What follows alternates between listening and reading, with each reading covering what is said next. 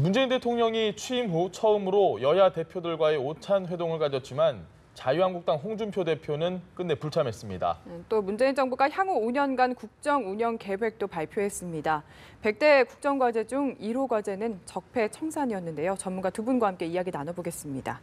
최진 대통령 리더십 연구원 원장, 차명진 전 자유한국당 의원 자리하셨습니다. 네, 안녕하십니까? 네, 안녕하세요.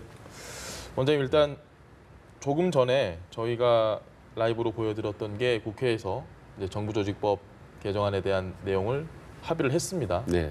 대신에 추경에 대한 논의는 조금 더 연기를 해서 이제 다음 달로 넘어갈 것 같은데 어떻게 좀 생각하시는지? 그러니까 정부 조직법으로 상당히 좀 난항을 겪을 거라고 예상을 했고 시간이 좀 끌어왔는데 다행히 오늘 지금 여야 간에 전부 합의를 했지 않습니까? 지금 그동안 문제가 됐던 뭐 경호실을 차관급으로 한 단계 낮추는 것, 그다음에 중소기업 청을 불어올리는 것, 그리고 이제 미래창조부는 명칭을 바꿨지 않습니까? 과학기술을 이제 정보통신부로 이런 것 포함해서 이제 8개 항을 다 합의를 했습니다. 그래서 이제 오늘 아마 본회의에 이제 통과될 가능성이 높고요. 거기다 이제 추경이 문제인데 추경도 보면 큰 틀에서는 되게 합의를 했습니다. 그래서 80억의 이제 공무원들을 채용하는 문제, 이 부분만 약간의 논란이 있는데 과거에 보면 추경이 한 번도 부결된 적이 없었습니다. 그 때문에 약간의 이제 논란 끝에 아마 통과될 거라고 본다. 그러고 보면 이제 어제 이렇게 뭐 대통령이 여야 원내 대표들 만났던 이런 모임들이 상당히 효과가 있었던 것 같고 큰 고비는 되게 넘어가지 않았나라고 이제 전망이 됩니다. 알겠습니다. 이 중에 정부조직법 이야기를 다시 한 번만 의원님께도 여쭤보면요. 지금 여러 가지 이야기들이 나왔는데 이 내용 중에 저희가 눈여겨볼 만한 대목 어떤 부분이 있을까요? 글쎄 저는 이 물 관리 일호나 이 문제가 사실은 정부조직법 관련해서 빠졌지 않습니까? 이 부분은 사실은 야당 입장에서 봤을 때 현재 사실은 민감한 문제이기 때문에 정부에서도 뺀 것 같아요. 그래서 물 관리 일호나 문제를 빼고 나머지 문제에 관련해서 특히 이제 무슨 이번에 이제 중소기업부 같은 경우 이런 거를 설치하는 문제는 새 정부가 출범하는 마당에 그런 것을 야당 입장에서 뭐 굳이 발목을 잡을 필요가 없고 잘 통과해줬다 이런 생각이 들고 다만 이제 저는 이 추경과 관련해서 이제 논의한 것에 대해서 제가 볼 때는 조금 생각이 다른 게 저는 이 사실은 공무원 일자리 관련 문제 이번에는 이제 사실은 이제 연구 용역으로 80억이 드는데 이제 이게 현재 국회 예산처에서는 실질적으로 이게 5년 동안 많으면 30조까지 들어갈 것이다. 이렇게 얘기하잖아요. 이 문제가 단순히 돈의 액수 문제가 아니라 사실은 제가 볼 때는 어떻게 지금 일이 흘러가다 보니까 문재인 정부의 사실은 기본적인 어떤 노선 문제, 그리고 야당의 노선 문제 이런 것의 어떤 핵심적인 쟁점이 되어서 이 문제를 합의 보기는 저는 쉽지 않다. 그리고 실제 현재 중간에 있는 국민의당이나 바른정당조차도 이 소위 말하는 국민 세금으로 공무원을 증원하는 문제에 대해서는 동의하지 않고 있습니다. 만약에 정부가 현재 기존에 있는 공무원을 어떤 식으로든 그 구조 조정하면서 이 문제를 해결하겠다라고 대안을 내놓는다면 모를까?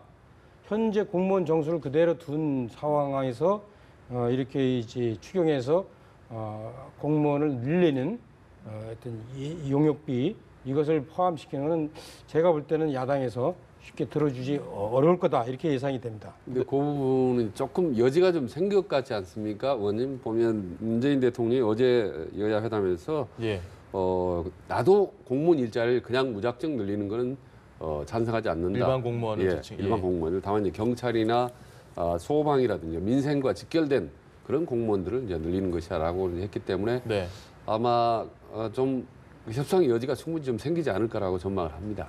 알겠습니다. 추경은 저희가 뭐 이제 시간이 좀 필요하겠죠. 7월 말 그리고 8월 2일 마지막 연기된 날까지 한번 살펴봐야 될 것 같고요.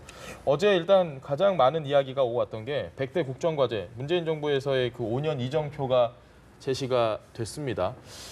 첫 번째로 적폐청산 이야기가 나오다 보니까 이에 대해서도 상당히 언론 보도들이 집중을 좀 했는데 어떻게 보셨나요? 그러니까 적폐청산은 이제 대선 때부터 문재인 대통령 내세웠던 어떻게 보면 공약 1호였죠. 그리고 예. 공약집에도 맨 앞에 있고 그리고 대통령이 된 이후에도 그 부분을 이제 강조를 했었습니다. 그래서 적폐청산이라는 것이 특별한 뭐 개인에 대한 수사라든지 이런 게 아니고 예. 정말 어떤 구전 제도 개선, 특히 이를테면 이제 검찰 개혁이라든지 국정원 개혁이라든지 예. 전반적인 어떤 왜곡된 권력 구조의 개편이다라는 부분을 이제 강조를 했습니다. 예. 그렇기 때문에 이 부분은 상당히 제가 속도 있게 진행되지 않을까. 특히 감사원이나 국정원, 검찰이 참여하는 반부패 관계 기관 협의회라는 게 만들어졌지 않습니까? 네. 근데 이런 부분들이 해서 아마 앞으로 그 검찰 개혁이나 이런 부분들이 속도 있게 나가지 않을까. 네. 그리고 어제 문재인 대통령이 그렇게 얘기를 했습니다. 촛불 민심의 여망은 부패 척결이다. 예. 라고 분명히 이제 얘기를 했기 때문에 아마 이 부분들은 좀 상당히 속도 있게 진행이 될 거다. 다만 이제 어제 박주선 국민의당 비대위원장도 이제 지적을 했지 않습니까? 이게 혹시 사정이 시작된 거 아니냐? 예, 예.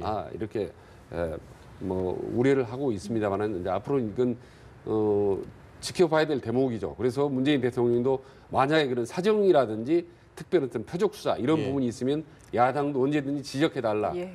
이런 얘기를 이제 했지 않습니까? 네. 원장님 그런데 이 부처별 지금 TF가 다 구성이 된다는 거잖아요. 네. 거기서 국정농단에 대해서 어떤 일인지 다 파헤쳐 보겠다. 네. 좀 여러분들이 우려를 하는 부분이 네. 이 적폐라는 개념, 네. 예, 이 부패라는 개념을 설정하느냐, 어디까지 설정하느냐에 따라서 예. 이것이 정의가 될 수도 있고 아니면 정의가 아닐 수도 있다 이런 이야기도 있습니다. 예. 이게 아마 보통 과거의 역대 정권이었다면 충분히 아마 이런 비판이나 의혹이 강하게 제기될 수 있다고 봅니다. 예. 근데 아시다시피 이번 이제 정권 교체 같은 건 상당히 특별한 상황 아니었습니까?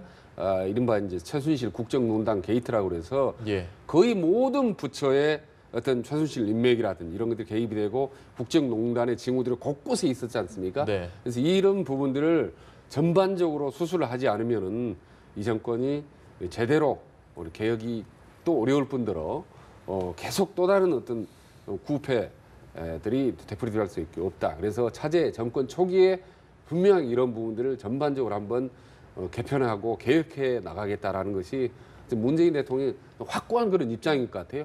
네. 이미 이제 여러 차례 공개적으로 했고 실질적으로 그런 부분들이 이제 이행 작업으로 이제 가지 않습니까? 100대 가지가 이제 3단계에서 쭉쭉 이제 예. 실행이 되고 있는데 아마 이 부분을 과연 이제 야당과 어떻게 협치해 나가느냐. 왜냐하면 상당 부분이 제도 개선, 법을 개정해야 되는 네네. 문제이기 때문에 네. 야당 협치가 이제 필수적인 거죠. 네. 이 부분이 이제 중요한 앞으로 넘어야 될 과제고 숙제죠. 문재인 대통령이. 네. 알겠습니다. 이 적폐 그리고 반부패 협의회를 과거 야당에 몸담으셨던 의원님이 어떻게 느끼시는지도 참 궁금해지거든요. 그렇죠. 지금 이제 문재인 정부가 사실은 이제 그동안 우리가 지켜보면은 사실 적폐청산 문제를 선거 전에는 사실은 들어갔었어요. 그죠? 예. 그래서 선거가 끝나니까 이제 이게 점점 더 새롭게 부각되기 시작하는데 그 이유가 뭘까? 아마 제가 볼 때는 이렇습니다. 문재인 정부가 어떤 새로운 미래지향적인 안들을 몇 가지 내놓은 것이 있는데 이게 별로 국민적 호응을 받지 못하니까 예. 좀 이렇게 과거 회귀적으로 일단은 눈에 보기 좋고 어떤 국민적인 관심을 끌 수 있는 적폐청산 이쪽으로 가는 것이 아닌가라고 저는 우려합니다. 예. 예컨대 무슨 원전 폐지라든가 그리고 무슨 뭐 여러 가지 그런 정책들 그리고 뭐 공공 일자리 만든다든가 네. 이런 것들이 사실 지금 현실성의 벽에 부딪히고 있지 않습니까? 예. 그래서 그것을 더 밀고 나갔을 경우에 쉽게 얘기하면은 지금도 지지율이 떨어질 그런 우려가 있기 때문에 이렇게 적폐청산 사실 눈앞의 것으로서 상당히 사람들한테 혹하는 그런 것을 들고 나오지 않는가 이런 생각이 들어요. 그래서 예. 그것을 이 촛불의 민심의 요구라 이렇게 얘기하는 거는 제가 볼 때는 좀 자의적인 해석인 것 같다. 예. 예컨대 우리가 좀 불편한 얘기지만 국정과제 100개 중에서 가장 앞 것에 예. 소위 말하면 국정농단 재판을 위한 공소유지. 기소된 사건 공조유지 철저. 그죠? 예. 이것을 1번으로 내세웠다는 것 자체가 저는 예. 좀 글쎄 지금 문재인 대통령 지지율이 높기 때문에 이것에 대한 문제 제기가 없지 일반적으로 우리가 상식적으로 보면 이상하다. 새로운 것을 해 나가야 될 그 정부가 어떻게 과거의 문제, 특히 그것도 검찰이 해야 될 문제, 예. 이것을 국정과제 1호로 내세울까? 라는 의문을 당연히 제기할 수밖에 없고, 따라서 네. 지금 말씀하신 부패 청산 어떤 그 위원회를 만든다는 것도 예. 그렇게 보면은 상당히 어떤 정치적 의도가 있지 않느냐. 뭐 예컨대 그 하나만 놓고 보면은 국정원이 사실은 국내 정치에 대해서 손 뗀다고 그랬는데 예. 국정원장이 거기 참여하면은 그거는 부패 청산 문제는 역시 국내 정치에 관한 건데 예. 이것을 관여한다는 것이기 때문에 이것도 또 앞뒤가 안 맞는 경우가 되는 겁니다. 그래서 저는 좀 이 지금 부패 청산 문제를 현재 국정의 제1과제로 내세우는 것에 대해서 좀 우려스럽습니다. 알겠습니다. 상당히 저 관점이 좀 다른데 조금 전에 이제 차 의원님은 이제 최근에 1년에 이런 문재인 정부 정책이 과거 회귀적이다라고 이제 보시는 건데 이제 전 정반대로 어떻게 보면 미래지향적이라고 이제 보는 건데 똑같은 사안에서 이제 많이 다릅니다만은 우선 그동안 우리가 지난 박근혜 정부, 이명박 정부 혹은 그 전에도 마찬가지였지만요. 계속 권력 구조의 문제, 권한 남용, 또 제왕적 대통령 뭐 이런 부분들이 많이 문제가 되는데 그 핵심이 검찰 개혁과 국정원 개혁이었습니다. 예. 이 부분은요, 국민들도 여론조사할 때마다 항상 바꿔야 된다, 네. 대폭 개편해야 된다 1위였습니다. 그런데 항상 못 해왔어요. 왜냐하면 새로운 권력을 주게 되면 항상 유혹을 느꼈고, 그래서 차제 이번 정권 초기에 검찰과 국정원을 제대로 개혁하지 않으면 예. 앞으로 한 발자국도 미래로 나갈 수가 없습니다. 예. 이거는 이미 여러 차례 사례로 나와 있었고 최순실 게이트에서 나왔고 여론조사사에서 나왔었습니다. 그러니까 이 부분이 가장 중요한 미래지향적으로 하는데 과제 1호라고 보고, 또 하나는 민생과 관련해서 사실 제일 바라는 거는 일자리입니다. 네네. 지금 뭐 청년 일자리, 노인 일자리 할 것 없이, 여성 일자리 할 것 없이 너나 나나 모두가 다 일자리를 얘기하고 있거든요. 예. 이 국민들이 가장 원하는 것도 일자리를 꺼내든 겁니다. 이게 정책 제1호, 민생정책 1호로 이제 꺼내는 건데 예. 방법론에 있어서 이제 차이가 있죠, 사실. 이것이 공무원의 어떤 문제. 그런데 이 부분은 이제 전문가들 논의해 가면서 예. 절충점을 찾을 필요가 있다고 봅니다. 저도 뭐 공무원 일자리가 전적으로 옳다라고 얘기하지도 않고 그 반대도 아니라고 봅니다. 이 부분은 방법론이기 때문에 여야가 합의해 나가면 충분히 찾을 수 있다. 다만 큰 틀에서 있어서는 권력구조 개편이라든지 일자리 창출이나 이런 방향성이나 이런 예. 부분들은 제대로 설정을 하고 또 그게 옳은 길을 가고 있다라고 저는 생각을 합니다. 원장님 어제 발표한 내용에서 178조 정도가 더 필요할 것이다라는 얘기가 나왔는데 예. 지금 상당수의 증가분 중에 세수확충 방안 중에 자연 증가분으로 할 수 있다. 네. 그러니까 증세 없는 복지랑 뭐가 다르냐 이런 비판도 좀 나오고 있거든요. 이 부분에 대해서는 어떻게 보십니까? 그래서 뭐 178조인데 실제로는 뭐 몇 조가 빠져서 예, 그렇죠. 예. 그래서 뭐 네. 이것이 주목곡으로 뭐 이 세수를 설정한 게 아니냐 뭐 이런 네. 얘기도 나오고 있지만요. 이런 부분은 솔직히 죄송하지만 제가 전문가는 아니지만은 네.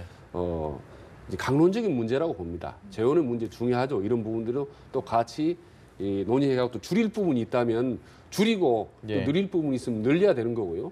또 하나 이제 법안 문제도 그러지 않습니까? 아까 얘기했다시피 많이 여야 합의로 통과해야 될 법안들이 많습니다.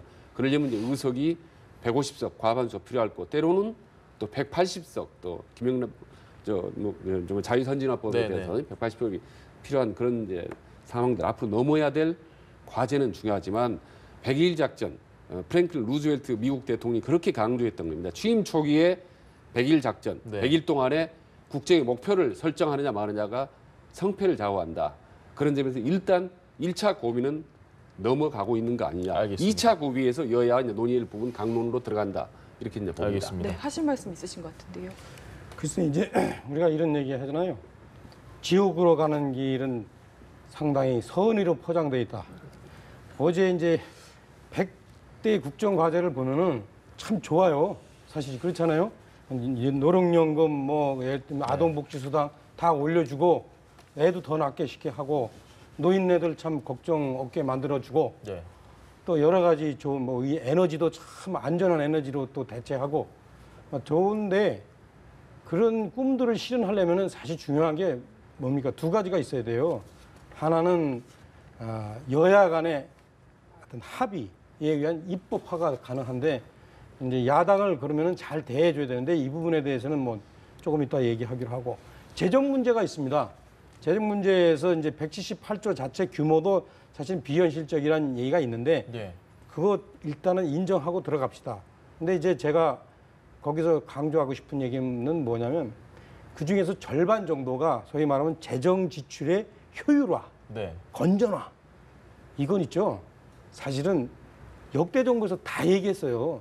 그 전에 박근혜 정부에서도 얘기했고 그 전에 이명박 정부에서도 얘기했어요. 예. 특히 이명박 정부 때 저는 이명박 정부의 어떤 탄생에 제가 일정한 기여를 한 사람으로서 제가 이명박 대통령하고 둘이 마주 앉아가지고 747을 하려면은 재정을 그야말로 10%를 효율화해서 줄일 수 있고 하겠다. 예, 예. 그렇게 얘기하더라고요. 그래서 서울시에서 그렇게 해서 진짜 하려나 보다. 근데 나중에 되고 나서 그 얘기에 대해서 이런 반구가 없더라고요. 네. 다시 말하면 재정 효율화 한다는 것이 그것이 그렇게 쉬운 게 아닙니다. 그리고 그 얘기를 꺼내는 것 자체는 예. 이미 현재 있는 우리나라의 80만 공무원에 대한 일종의 모독이에요. 네. 이분들이 그러면 흥청망청 쓰고 있다는 겁니다.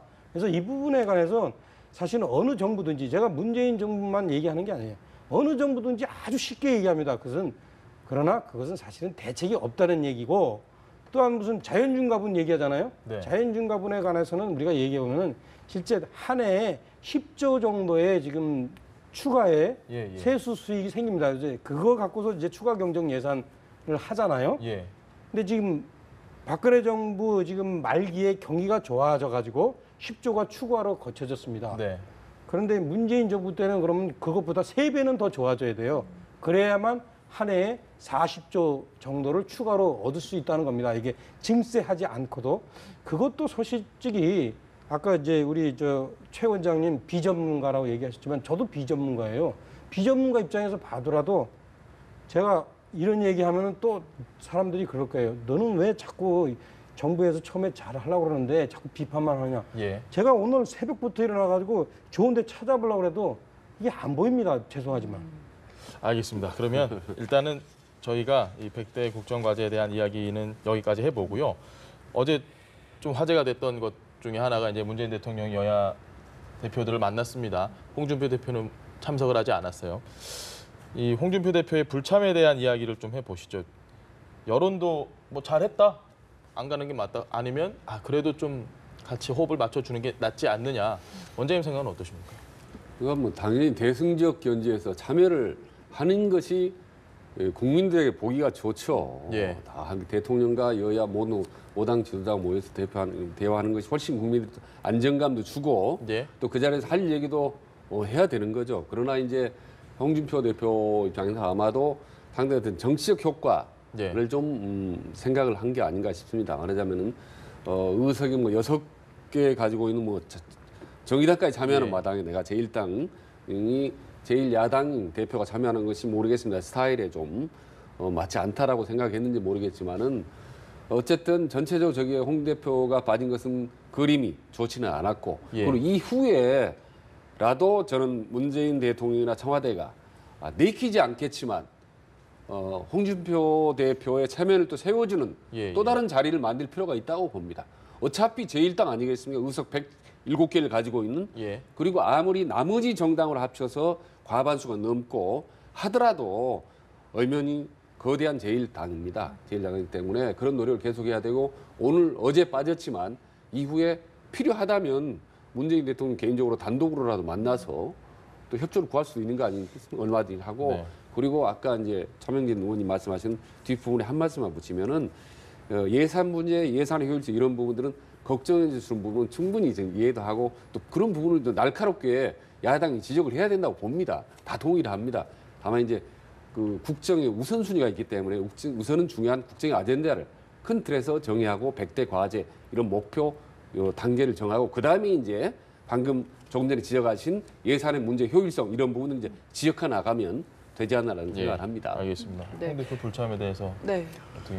그러니까 이제 정치가요. 예. 이렇게 보면은 내가 잘하는 것보다 남이 어떻게 하느냐가 상당히 중요한 결정을 지는데 홍준표 대표가 어제 불참했단 말씀입니다. 여야 영수회담에 제가 아마 대통령과 이 야당 대표였으면은 회담을 그렇게 안 했을 거예요. 실제 그야말로 아주 굵직굵직한 국정 현안을 서로 논의하고 거기에 대한 어느 정도 합의를 이뤘으면은 홍준표 대표가 불참한 것이 사실은 무색해졌을 겁니다. 네. 예컨대 뭐 우리 이번에 언제부터 개헌을 한번 논의해보자. 아니면 남북 교류 회담과 관해서는 현재 속도가 너무 빠른 것 같으니까 조정해보겠다라든가 이런 부분에 대해서 얘기 안 하고 사실은 너무 작은 얘기를 하다가 끝났어요. 그래서 그렇게 보니까 홍준표 대표가 나는 들러리 서지 않겠다라고 얘기한 것이 거의 오히려 빛나게 되어 버렸습니다. 일각에서는 그럼 간 사람들은 들러리냐 이런 이야기도 있습니다. 그러니까요. 제가 얘기한 겁니다. 들러리 선 것처럼 모양이 만들어졌습니다. 예. 그러지 않았어야 되는데 사실 이게 문재인 대통령이나 그 당시에 갔던 그 야당 대표들이나 다시 말씀하지만 좀 더 큰 현안을 갖고 영수회담답게 논의했다면은 예. 어떤 이제 홍준표 대표가 불참한 것이 좀 무색해졌을 때 그러지 못했다라는 생각이 들고 그것을 홍준표 대표는 예상을 한 거죠. 예상을 하면서 지금 형 상황에서 내가 현재 우리 당 자체를 추스리는 것이 우선이고 예. 아무리 문재인 대통령의 지지율이 높다 하더라도 이것이 현재 돌아가는 모양을 보니 앞으로는 기울게 돼 있고 예. 그렇다면은 그 기울에서 빠지는 표는 나한테 오지 않겠느냐라는 예상을 했기 때문에 홍준표 대표는 실제 현재 언론과 그리고 야당을 지지하는 다수 지지자들에 의해서 어떤 이거 욕을 먹으면서도 불참한 거죠. 이제 대통령이 만드는 자리는 크게 두 가지가 있습니다. 하나는 국민을 위한 자리가 있고 또 하나는 정치인을 위한 자리가 있거든요. 이제 어제 같은 경우는 사실 국민을 위한 자리입니다. 불안해하고 말이죠. 무더위 속에 고생하고 애먹는 국민들에게 우리 여야 그리고 대통령이 함께 모여서 뭔가를 논의한다라는 이런 모습을 보여주는 그런 자리가 필요하거든요. 네. 이런 자리는 내키지 않더라도 참여를 해주는 것이 여야 정치인의 도리입니다. 예. 다만 정치인을 위한 도리죠. 조금 전에 말씀하신 깊은 이야기, 논의, 딜을 해야 될 자리가 있습니다. 그런 별도의 자리는 참석을 안 할 수도 있고 참석을 해서 강하게 비판할 수도 있는 자리가 있죠. 그래서 어제 같은 국무의 자리였기 때문에 다 참석했으면 좋았을 걸 하는 것.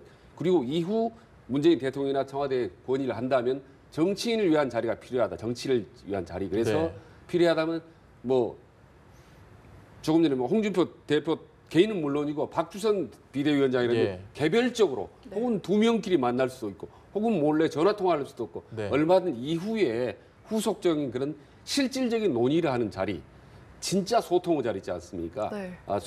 깊은 대화를 나눌 수 있는 이런 자리도 지속적으로 청와대가 좀 만들었으면 좋겠다는 생각입니다. 마지막으로 이슈 하나 더 살펴보겠습니다. 저는 레밍이 뭔지 몰랐는데 이번에 알게 됐거든요. 충북도 의원이 레밍 같다, 국민들이 레밍 같다 이렇게 발언을 했는데 어떻게 보셨습니까?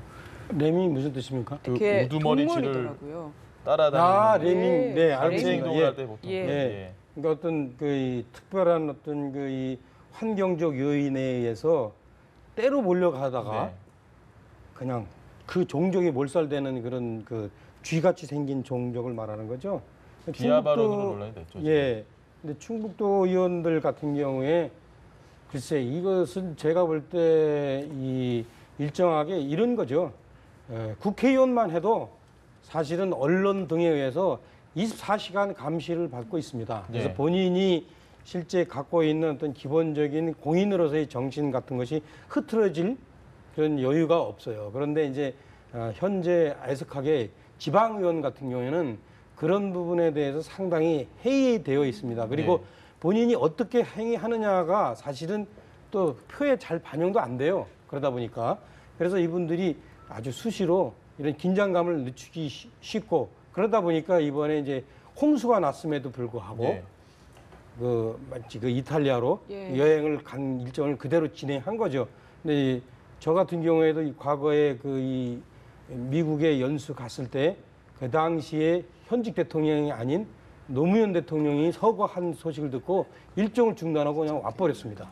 그래서 이런 부분들에 대해서 그 부분들이 소위 말하는 정신줄을 놓은 거죠. 정신줄을 놨다. 원장님 생각 어떠세요? 저는 이거 한 30년 전부터 제가 들었던 얘기는 사실은 그러니까 홍수 때 골프 치고 뭐 가뭄 때 놀러 가고 그래서 뭐 의원직을 박탈하거나 비판을 받았던 게 이런 유사한 케이스가 계속 국회의원 뭐 지방의원에서 지금 30년째 제가 겪은 바로는 되풀이되고 있는데 참 이번 기회부터는 좀 저런 게 없어졌으면 좋겠다. 최소한도 정말 서민들이 어려울 때만큼은 좀 자제를 했으면 좋겠다. 그 잠깐인데 말이죠. 예. 잠깐 조절을 하면 될 텐데 그런 부분이 서민들의 마음을 좀 알아주는 거를 대통령부터 맨 밑에 지방의원까지 조금이라도 좀 더 노력했으면 좋겠다는 말씀 드립니다. 네, 알겠습니다. 오늘 두 분의 대화는 여기까지 나눠보도록 하겠습니다. 지금까지 최진 대통령 리더십 연구원 원장 그리고 차명진 전 의원과 이야기 나눠봤습니다. 네, 감사합니다. 감사합니다.